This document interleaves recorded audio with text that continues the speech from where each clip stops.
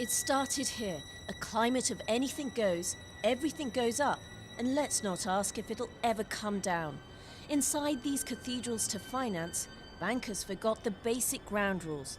They lent without check, without question. It's no surprise consumers joined the frenzy. Does that make me an idiot that I don't know mortgages and banks? That's what you have those for. But I am a victim of building a business around something that was a little bogus. I think there's a fear of being a little old lady that eats cat food or something, and I wouldn't want that for myself.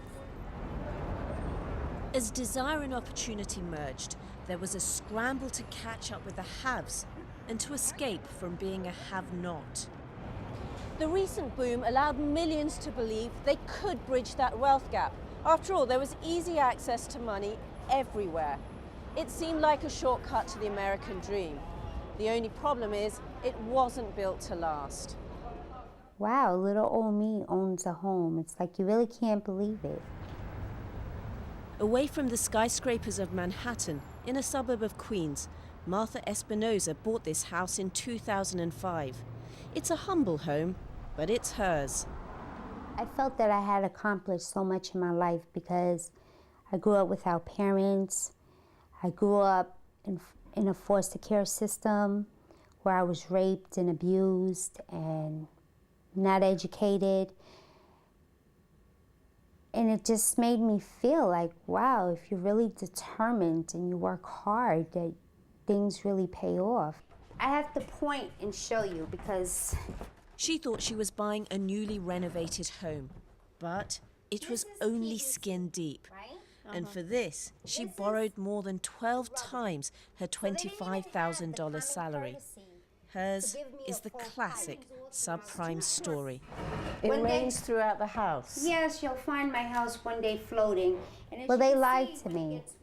The attorney that was supposed to be representing me, my real estate agent, the man at the bank.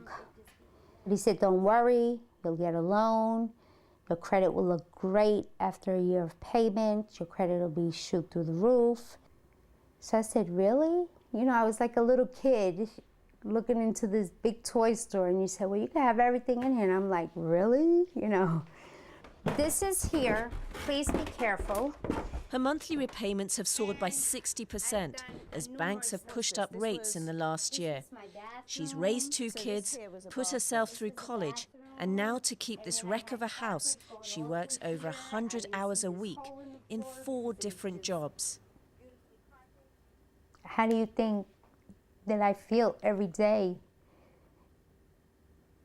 knowing that I took them from an apartment that was in good condition, so we didn't have any of these worries, and I had the government helping me to pay for it, and I've put them in this. How do you think I feel? You know, when, you know, you as the parent is supposed to make the right decision on the behalf of your family. Every lender was like throwing out money like the window. I mean, it was the easiest thing to get approved. You don't even have to have good credit or documentation of your income and everything. Those were good times for Joel Oberlander. Doing land searches for the mortgage companies seemed like a guaranteed earner.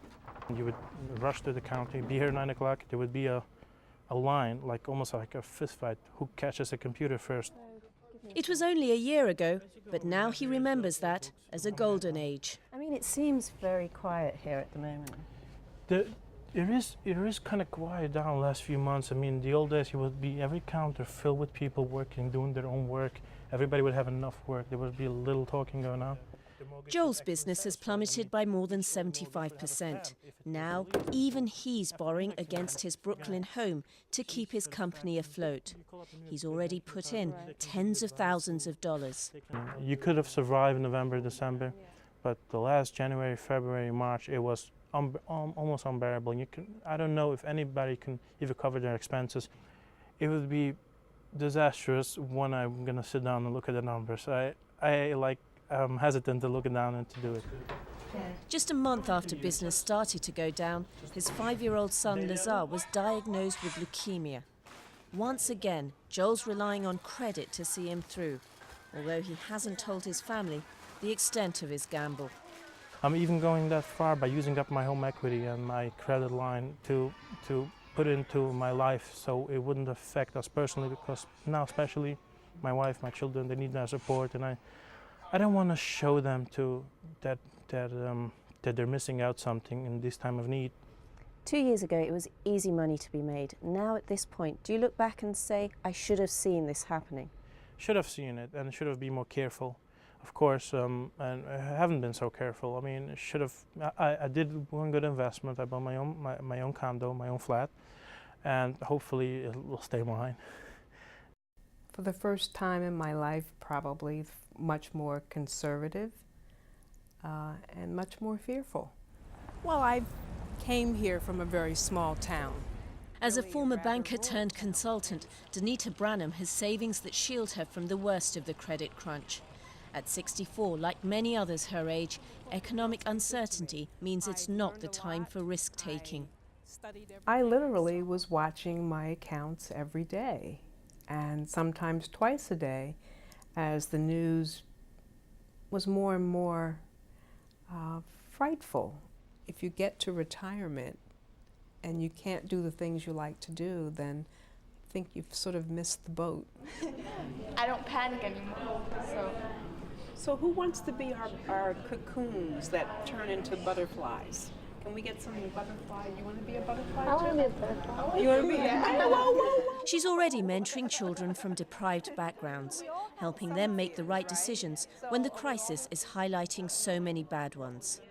It's the dilemma of stay in the market, continue to work, to continue to add to the savings, or pull out of the market and just retire and let the chips fall where they may.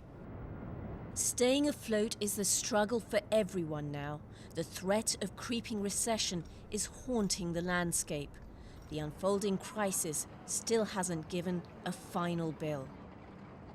It's not hope, because I don't wish anybody any bad, but the only way I see down the road to turn around is when there's going to be a lot of foreclosures. I'm not going to lose my home. If I have to sleep in front of the White House, if I have to sleep at City Hall steps with my children, I'm not going to lose my home.